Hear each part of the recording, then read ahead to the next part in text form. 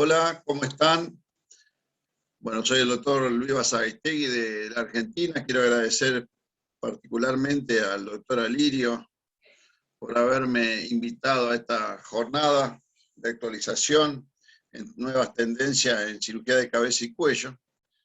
Y yo voy a abordar un tema que tiene poco rating, digamos, porque la verdad que es bastante infrecuente. El tema es qué podemos lograr con la cirugía endoscópica en los tumores de la rinofaringe y los tumores de las fosas nasales posteriores. Siempre nosotros nos hemos encontrado con algún caso en el cual lamentablemente nos vienen a visitar pacientes con este problema.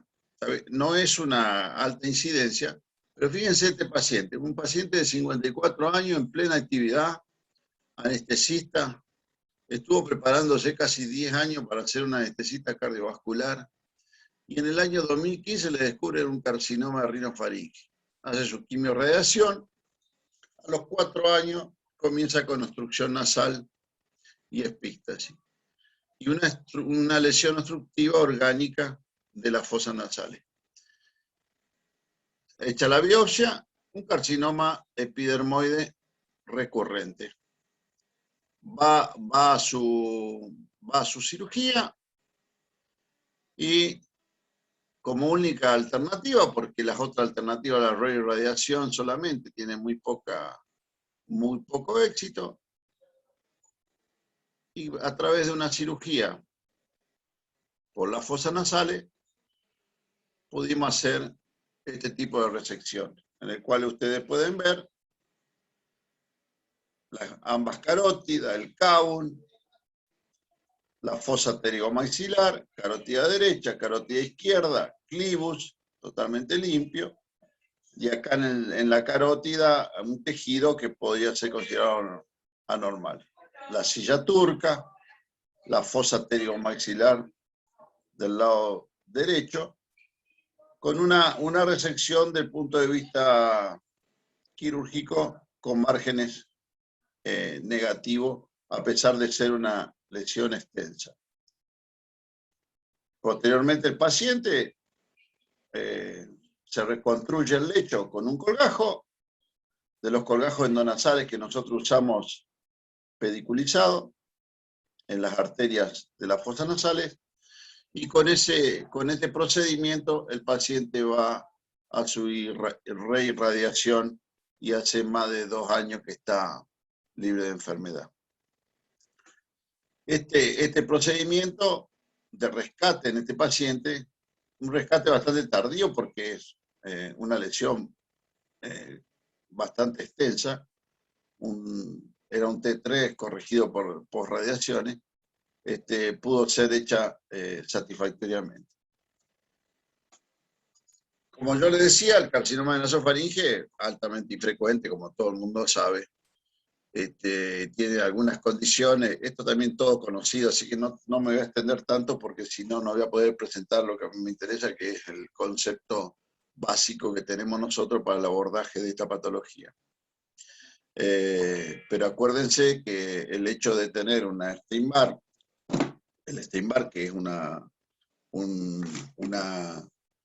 infección viral, eso hace un aumento de la incidencia de esta patología. Para cuando recidiva, estos tumores tienen algunas opciones terapéuticas. La opción terapéutica más conocida es la reirradiación o la quimio-reirradiación para los tumores avanzados. Pero la incidencia de recurrencia en el paciente virgen de tratamiento es variable.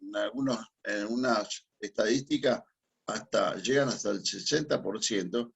Y fíjense lo interesante que ya en el 2004 se planteaba si el tratamiento de quimiorradiación era adecuado.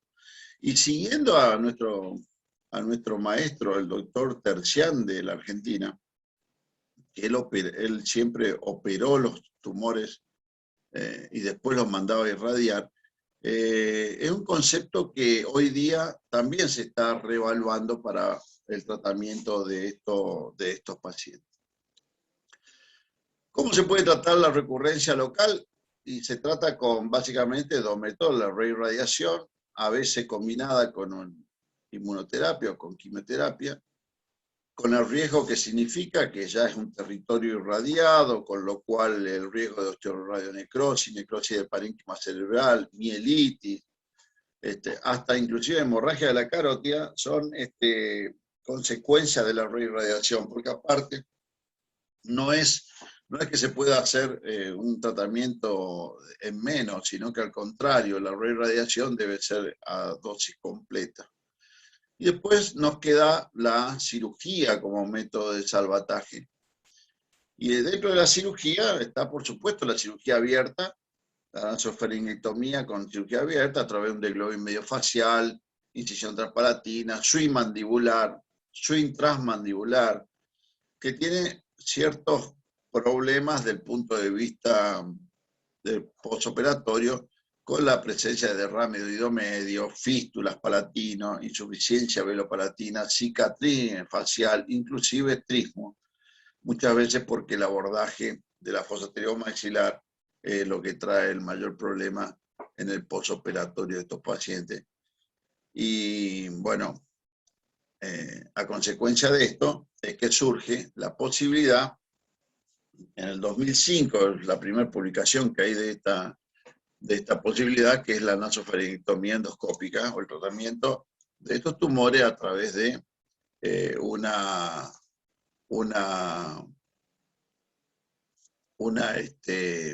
cirugía transnasal mínimamente invasiva que evite las morbilidades de la vía externa, que evite las incisiones externas.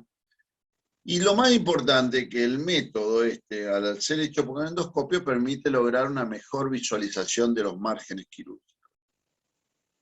Esto fue presentado en 2005 en el Journal Craniofacial Surgery por el doctor Yoshisaki.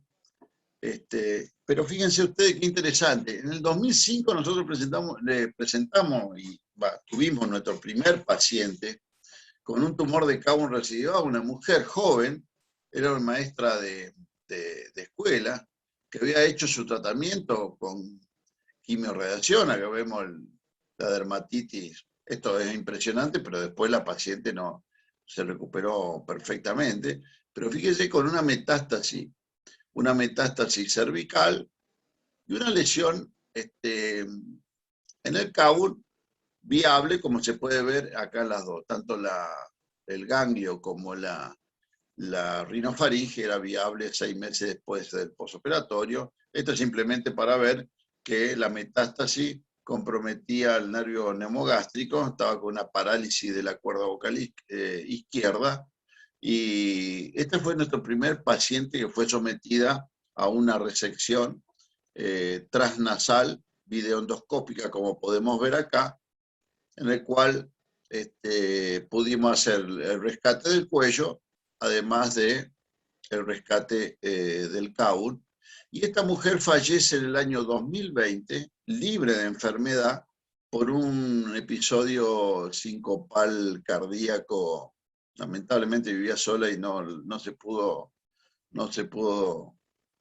revertir su muerte, pero libre de enfermedad. Nosotros la controlábamos cada 6 meses y estaba perfecta. Así que, bueno, prácticamente al mismo tiempo que hay la publicación esa mundial, nosotros teníamos nuestro primer paciente. ¿Cuáles son los tips que tenemos que tener en cuenta para este tipo de abordaje?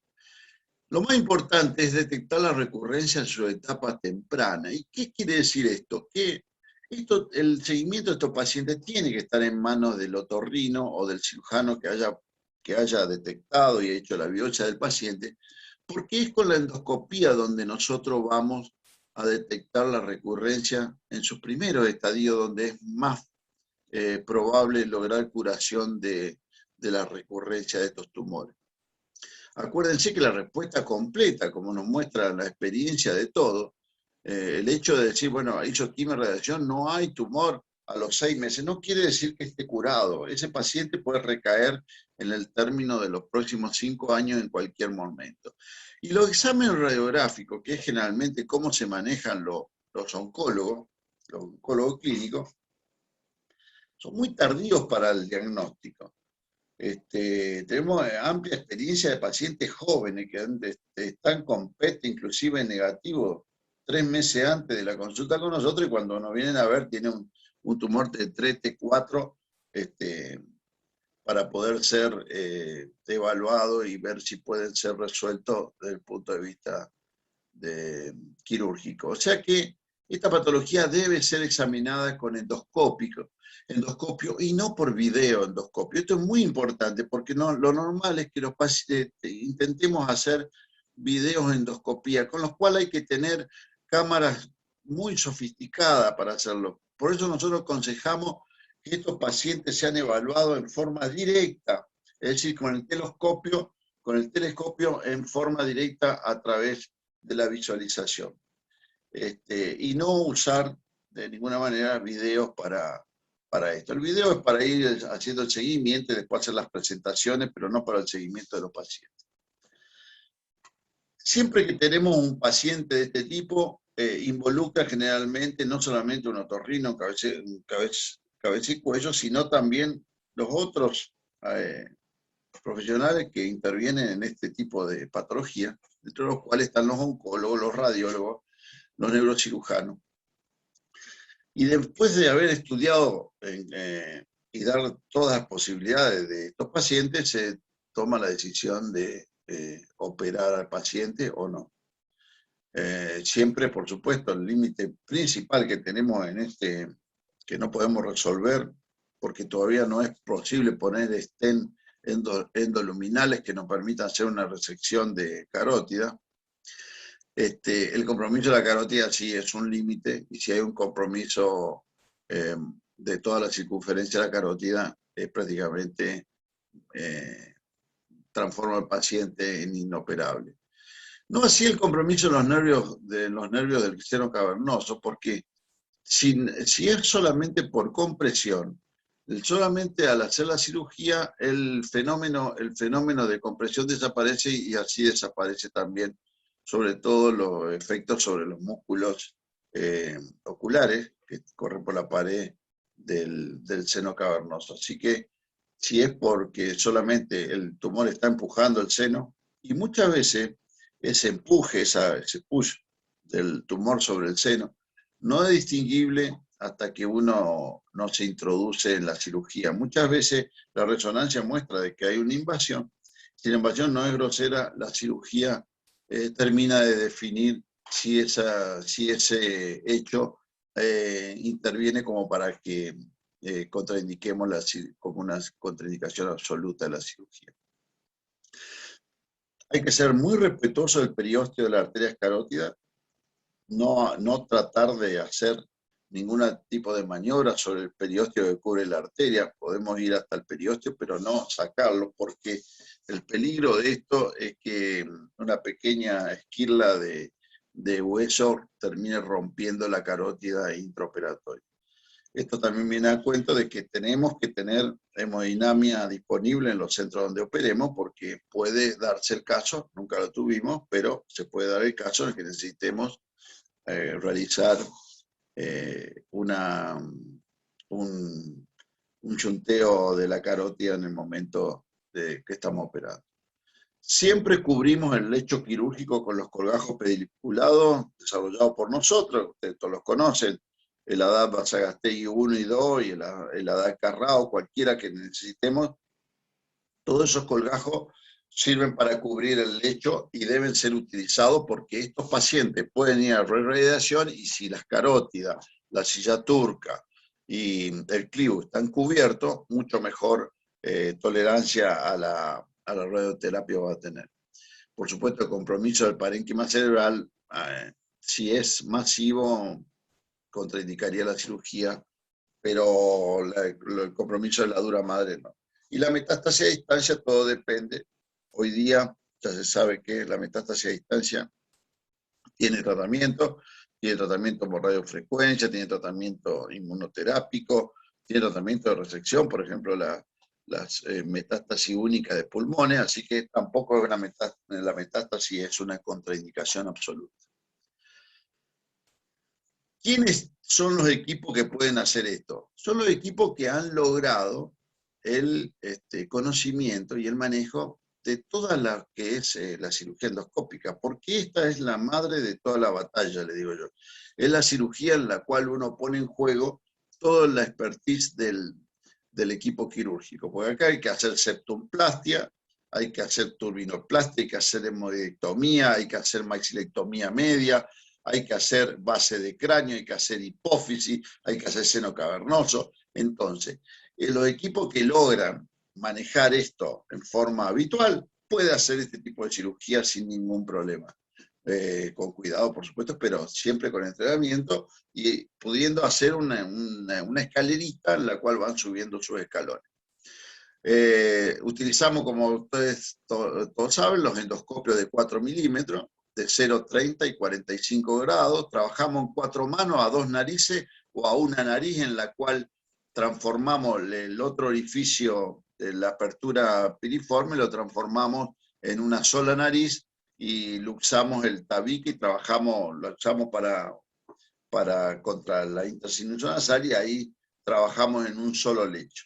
¿Esto qué nos permite? Trabajar en 4 manos, que nos permite la tracción y la contracción para ir haciendo una cirugía un poco más llevadera. Y por supuesto que lo que mejor nos hace, que podemos controlar la hemostasia mucho mejor, porque mientras uno aspira, camarea, el otro tiene los bipolares o los monopolares necesarios para ir haciendo la cauterización de las arterias. Lo primero que hacemos es un corredor nasal, es decir, resecamos el cornete medio, trabajamos en el septo anterior si está desviado, hacemos una uncibulectomía sacando la apófisis unciforme hasta el conducto lagrimal, hacemos una maxilectomía media endoscópica completa desde la lagrimal, órbita, atrás hasta la polla ascendente del palatino, y por debajo tratamos de conservar el cornete inferior, porque es el que nos puede dar un colgajo vascularizado para después que podamos utilizar en el cierre de esta patología.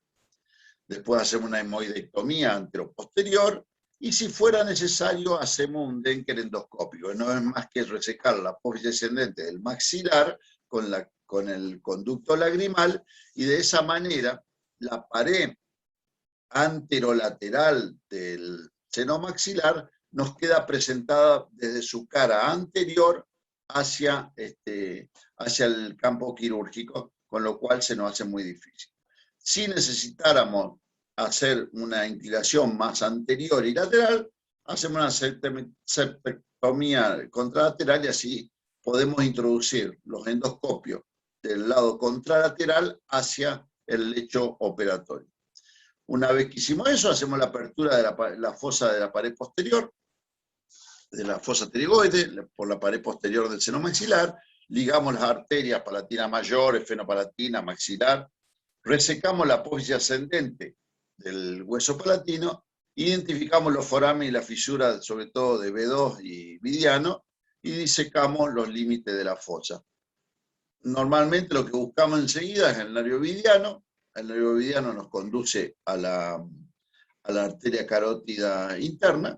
Usted sabe que el nervio vidiano va derecho, y B2 va derecho a la pared, a la cara anterior de la fosa de la arteria carótida interna. Identificamos la trompa de Eustaquio, y con eso vamos a lograr, por detrás de la trompa de Eustaquio, identificar el segmento parafaringeo de la carótida. Ya tenemos nuestro lecho lateral totalmente libre de enfermedad, disecado y traccionado hacia medial. Después nos vamos arriba. ¿Qué hacemos? Hicimos la hemodidectomía anteroposterior, hacemos una esfenoidectomía, siempre desde arriba para abajo, tratando de resecar, por supuesto, la pared anterior e inferior del seno esfenoidal. A veces necesitamos hacer un fresado de los límites óseos, inclusive usar microdebridador para mantener una mayor seguridad. Usted sabe que el microdebridador puede sacar un poco de tejido que nos esté molestando para llegar a lo que nos interesa, que es el lecho de implante del tumor. Usamos fresa diamantada y las puntas del microdebridador de 4 milímetros rectas y anguladas. Y después tratamos de hacer la resección tumoral con unos márgenes negativos. No es necesario hacer tomar un límite de 1 centímetro para la recurrencia. Ahora vamos a ver, hay un trabajo muy interesante de más de 600 pacientes determinados para la recurrencia cuáles eran los factores que son los que nosotros aplicamos para este caso. Siempre la biopsia por congelación se hace de la parte del tumor resecado que estamos tratando de investigar si tiene límite o no. Nunca resecamos el tumor y después sacamos tejido para tomar margen desde del tejido sano, sino del tejido enfermo. El tejido que nosotros mandamos como tumor debe tener márgenes negativos para poder terminar la cirugía. A veces, como yo le dije, puede ser necesario hacer resecciones parciales hasta poder identificar el lecho tumoral y de ahí tomar el límite necesario. No es necesario, como le dije, tener el límite de 1 centímetro y siempre respetar la cobertura perióstica de las carótidas. Hay que tener mucho cuidado y con esto hay que tener mucho respeto. Este es el trabajo, un trabajo israelí de casi 800 pacientes, donde el estado del margen necesita que sea negativo y positivo, no necesita que sea de 1 centímetro para ser satisfactoria la resección de los tumores recurrentes. Sobre todo acá está evaluado para el carcinoma nasofaringe, que es un tumor que puede ser resecado satisfactoriamente con un margen negativo, no necesariamente de 1 centímetro. Y siempre hay que reconstruir el lecho quirúrgico. ¿Por qué? Porque ahora van a ver en los videos cómo las carótidas quedan totalmente expuestas y la silla turca queda totalmente expuesta. Y no queda expuesta solamente a la acción del aire nasal, que generalmente es un aire que está alterado, ya no entra con la calefacción que necesitamos, y la humedad porque está operado y está irradiado generalmente, o sea que es un aire totalmente seco y puede llevar a que dañe la cobertura de la arteria carótida, sino que también, como siempre el velo del paladar necesita apoyarse en el clivo para poder ejercer su acción de control, siempre empieza estos pacientes a tener algo de insuficiencia velopalatina que a lo mejor no se ve por salida por insuficiencia a través de la fosa nasal anterior, pero siempre la saliva puede subir. Y la saliva sabemos que en contacto con la arteria no es una buena medida como para que la arteria se mantenga indemne. Entonces siempre usamos los colgajos, ya le dije, creados por nosotros, el pediculado lateral del pedículo posterior. Generalmente usamos contralateral, pero no es, si se conserva la arteria fenopalatina, se puede usarla del mismo lado, y los colgajos nasoseptales, que en la mayoría de los casos es muy difícil de que tengan colgajo nasoseptal y es menos usado y aparte es más chico. Nosotros somos muy precursores de que hay que usar el colgajo pediculado lateral de pedículo posterior. Después colocamos en el lecho del colgajo, colocamos Surgicel, Surgiflow, una lámina enguantada y siempre taponamos con gasa. ¿Por qué? Porque la gasa, la tira de gasa, permite copiar los defectos. Esto no es un lecho uniforme, sino que tenemos la pared posterior del seno maxilar que está abierta, la fosa maxilar que tiene una dirección. Tenemos la pared lateral de la rinofaringe que tiene otra dirección. Tenemos la pared posterior, la pared superior. No hay ningún elemento, ni las sondas esas que usan, ni sonda balones, que pueda copiar esto. La única forma es colocar Surgicel, Surgiflow, una lámina enguantada, o sea, un guante, un trozo de un guante normal, del puño de un guante, y ahí colocar gasas para tratar de ir poniendo sector por sector que se vaya apoyando el colgajo en el defecto que queremos reparar. Y posteriormente, hasta el piso de la fosa nasal, gasas enguantadas. Generalmente usamos gasa furacinada nosotros, pero se puede usar cualquier gasa iodoformada o la que tengan en el servicio. Esta es una cirugía que no necesita tecnología, sino necesita más que nada ingenio. Cualquier gasa que pueda sostener a todas esas gasas. ¿Cómo se cuida? ¿Cuál es el cuidado postoperatorio? Es una cirugía de muy poca cuidado postoperatorio. Los pacientes van a terapia más que nada porque son cirugías de 5 o 6 horas y preferimos que estén el primer día tranquilo en terapia, bien apoyado. 3 días después, por supuesto que terapia a las 2 o 3 horas está tomando líquido, comiendo, despierto, no necesita estar intubado ni nada por el estilo. A los 3 días más o menos hacemos la extracción de los taponajes enguantados y vamos sacando las gasas que hemos puesto en el lecho para mantener los colgajos. Comienza con lavados con suero fisiológico, eso es lo más importante, el lavado por arrastre, ni los antibióticos, ni siquiera ningún tipo de vasoconstrictor acá son necesarios porque la nariz no se va a hacer un edema porque hay mucha resección, hay mucha resección de tejido. Se hace controles semanales por 6 semanas, no tocamos, no debridamos nosotros la nariz, no sacamos costra ni nada por el estilo hasta las 6 semanas. ¿Por qué? Porque recién entre las 4 y las 6 semanas los pacientes cicatrizan la mucosa nasal. Entonces ahí solo desprende la costra y ahí podemos sacar.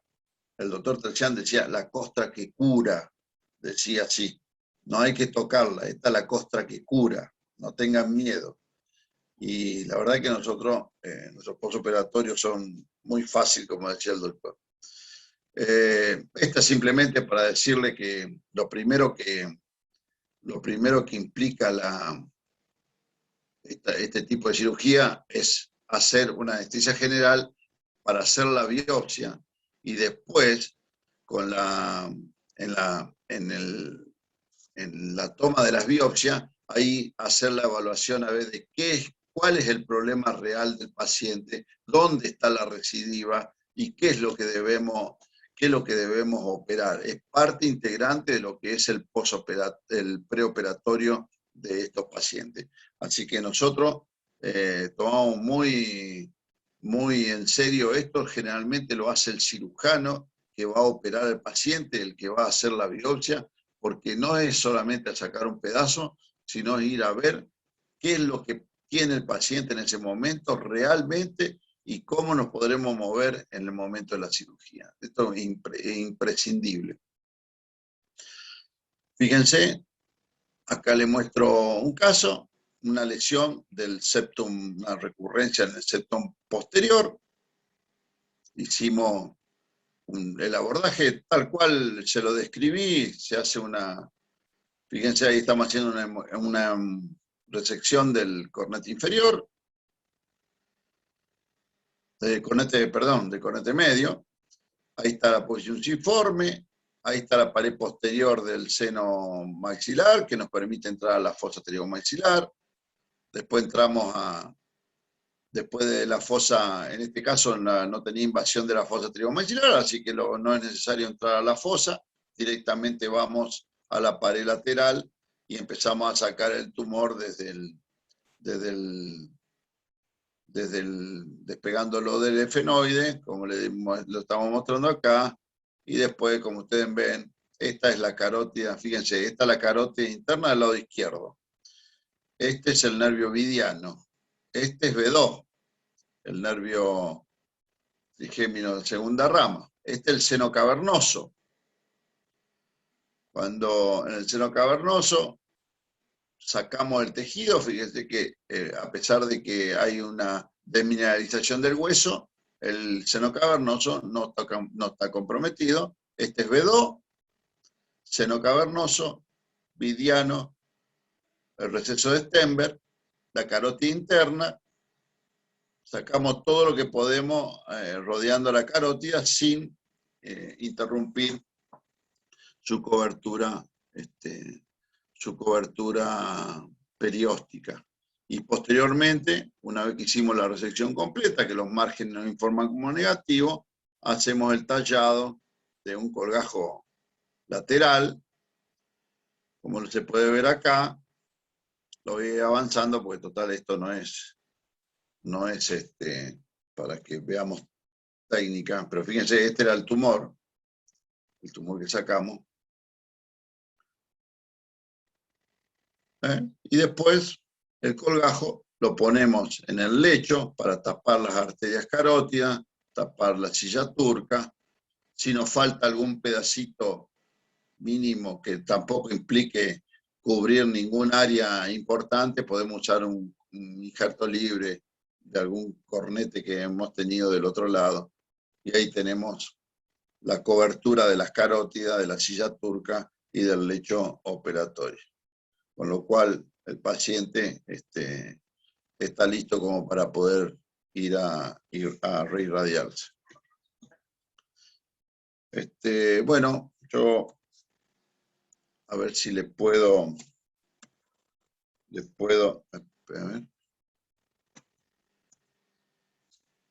mostrar otro caso, pero básicamente el concepto es exactamente lo mismo, hacer lo mismo, hacer los corredores, ir a resecar el tumor una vez que uno establece. Este es un condrosarcoma de la unión esfeno-bomeriana, también resecado de la misma manera.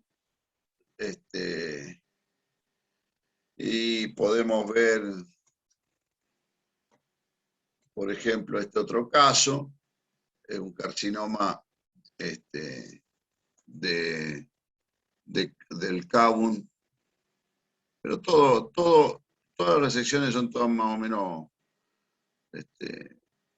parecidas. Hacemos los corredores nasales y una vez que tenemos los corredores nasales vamos viendo de hacer la parte de resección a demanda de lesión. Este es un tumor mucho más grande, entramos a la fosa pterigomaxilar, en la fosa pterigomaxilar ligamos la maxilar interna, la palatina mayor y la esfenopalatina, y ahora estamos traccionando el tumor del efenoide, como le dije, sacando la pared lateral y el piso, para lograr, ahí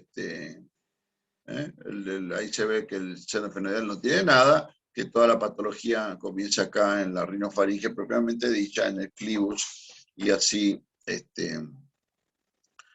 toda la cirugía es después técnicamente uno se tiene que ir dando maña, a veces colocamos un puntito para tracción, damos un punto de Vicry, y con eso de afuera traccionamos la membrana, la aponeurosis prevertebral, y con eso vamos haciendo el trabajo, resecando el tumor y dejando el margen libre de enfermedad. Como ustedes pueden ver, es una cirugía, acá no hay ningún tipo de estrés ni cosa rara. Ahí estamos sacando prácticamente todo el tumor. Este era un tumor muy grande, por ejemplo, inclusive involucraba al paladar, con lo cual tuvimos que hacer una resección parcial del paladar blando, para poder darle el margen inferior al tumor. Y después terminamos siempre con lo mismo, colocando un colgajo. Ahí estamos cauterizando la arteria palatina mayor. Estamos en la fosa pterigomaxilar. Esta es la palatina mayor. La cortamos y la resecamos para que nos dé ingreso a la apófisis ascendente del palatino y así poder ir hacia atrás, hacia la trompa de Eustaquio, como le había dicho, y con parar en la trompa de Eustaquio, porque atrás de la trompa de Eustaquio, acuérdense que está el sector parafaringio de la carótida interna. Bueno, amigos, como conclusión de esto, es una técnica que es posible hacerla, que necesita su entrenamiento, pero que no es nada raro y es lo que se usa habitualmente. Es un acúmulo de diferentes técnicas quirúrgicas puestas todas en servicio de hacer una resección de la rinofaringe.